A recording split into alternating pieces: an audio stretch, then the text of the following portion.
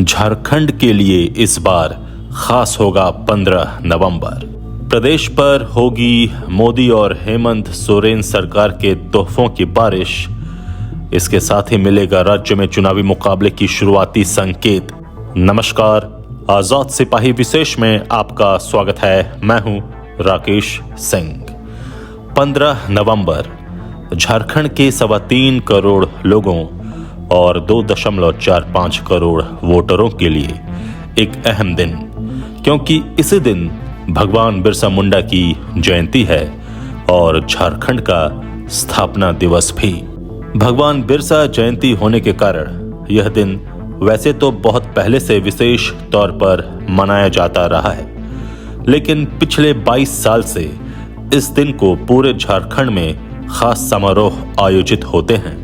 इस बार यही 15 नवंबर का दिन यानी भगवान बिरसा मुंडा की 148वीं जयंती और झारखंड का 23वां स्थापना दिवस खास होने वाला है। यह दिन इतना खास इसलिए होगा क्योंकि यह पहली बार होगा जब देश के प्रधानमंत्री नरेंद्र मोदी बिरसा मुंडा की जयंती पर भगवान बिरसा मुंडा को नमन करने झारखंड की धरती पर रहेंगे और इसके साथ ही देशव्यापी विकसित भारत संकल्प यात्रा की शुरुआत करेंगे। जाहिर है झारखंड के लोगों को उम्मीद है कि प्रधानमंत्री झारखंड के बर्थडे पर कुछ न कुछ तोहफा जरूर देंगे।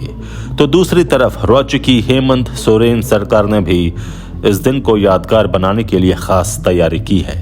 राज्य में कई नई योजनाओं की शुरुआत उस दिन होगी और कई नई सुविधाएं भी लोगों को मिलेंगी। कुल मिलाकर इस 15 नवंबर को झारखंड के लोगों के लिए हर तरफ से खुशखबरी ही मिलेगी। इस खुशखबरी का एक बड़ा कारण यह है कि अब राजनीतिक माहौल चुनावी हो चला है, तो भगवान बिरसा मुंडा जयंती और स्थापना दिवस के बहाने राजनीतिक दांवपेच भी होंगे, जिससे चुनावी मुकाबले की आरंभिक तस्वीर भी साफ होगी।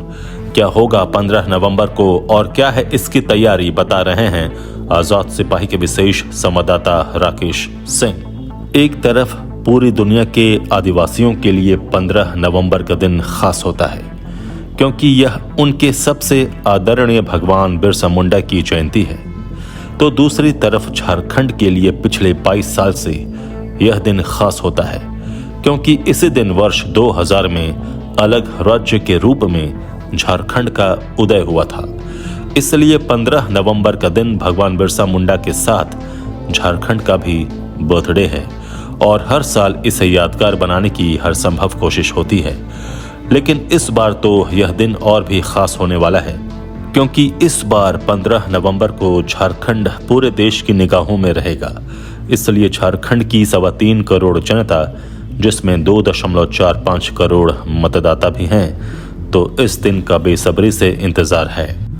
इस बार का 15 नवंबर झारखंड के लिए खास होने वाला है, क्योंकि उस दिन प्रधानमंत्री नरेंद्र मोदी भगवान बिरसा मुंडा को नमन करने के लिए उनकी जन्मस्थली उलीहातू में रहेंगे।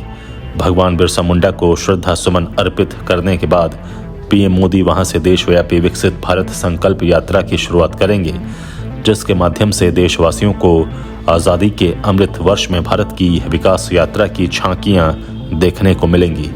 मोदी सरकार के इस महत्वाकांक्षी कार्यक्रम से जहां देशवासियों को गौरव की अनुभूति करने का अवसर मिलेगा, वहीं दुनिया को भी भारत के बारे में अधिक गहराई से जानने का मौका मिलेगा।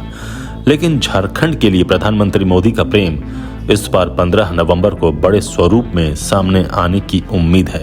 दुनिया के सबसे बड़े लोकतंत्र के प्रधानमंत्री का पद संभालने के पहले से मोदी ने झारखंड और आदिवासियों के प्रति अपना प्रेम कई अवसरों पर जाहिर किया है। अपने पहले कार्यकाल में उन्होंने कई योजनाओं की शुरुआत झारखंड से की, तो दूसरे कार्यकाल में भी उन्होंने झारखंड को अपनी प्राथमिकता सूची में सबसे ऊपर रखा।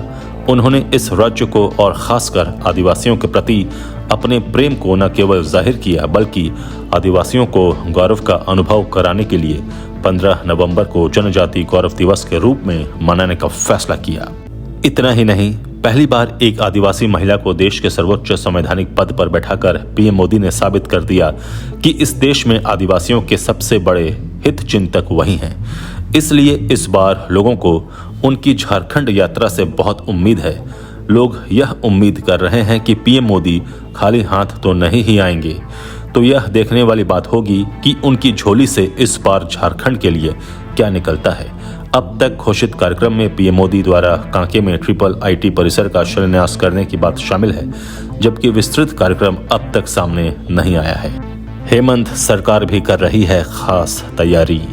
भगवान बिरसा मुंडा जयंती और राज्य स्थापना दिवस को खास बनाने के लिए हर साल वैसे तो खास तैयारी होती ही है, लेकिन इस बार इन अवसरों को यादगार बनाने के लिए राज्य की हेमंत सोरेन सरकार विशेष तैयारी कर रही है। राज्य सरकार के सभी विभागों से कहा गया है कि वे अपनी अपनी उपलब्धियों के बारे में विस्तार से रिपोर्ट तैयार करें और आम लोगों तक उन उपलब्धियों का रिपोर्ट कार्ड पहुंचाएं। मुख्यमंत्री हेमंत सोरेन 15 नवंबर को आपके द्वार आपकी सरकार कार्यक्रम का तीसरा चरण शुरू करने की घोषणा कर चुके हैं। इस कार्यक्रम के 2 चरण प्रशासनिक और राजनीतिक दृष्टिकोण से बेहद सफल हुए थे, इसलिए तीसरे चरण से भी लोगों को काफी उम्मीदें हैं। इसके अलावा राज्य सरकार युवाओं को रोजगार देने के अपने अभियान को नए मुकाम तक ले जाएगी, क्योंकि यह एक मुद्दा सियासी दृष्टि से बेहद संवेदनशील साबित हो सकता है। समाज कल्याण की कई योजनाओं की घोषणा भी हो सकती है और साथ ही कुछ ऐसे विशिष्ट कार्यक्रम भी शुरू किए जा सकते हैं जिनसे आम लोगों को बहुत सहूलियत मिलेगी। राज्य की हेमंत सोरेन सरकार ने स्थापना दिवस समारोह की तैयारियां जिस स्तर पर शुरू की, ऐसा लगता है कि उस दिन झारखंड के लोगों पर दोनों तरफ से तोहफों की बारिश होगी। इस बार 15 नवंबर की तारीख झारखंड के लिए इसलिए भी खास होने वाली है क्योंकि यह आम चुनावों से ठीक पहले आ रही है। पिछली बार राज्य की 14 संसदीय सीटों में से 11 पर खुद और एक सहयोगी आजसू का कब्जा होने के बाद भाजपा को यह प्रदर्शन दोहराने की चुनौती है।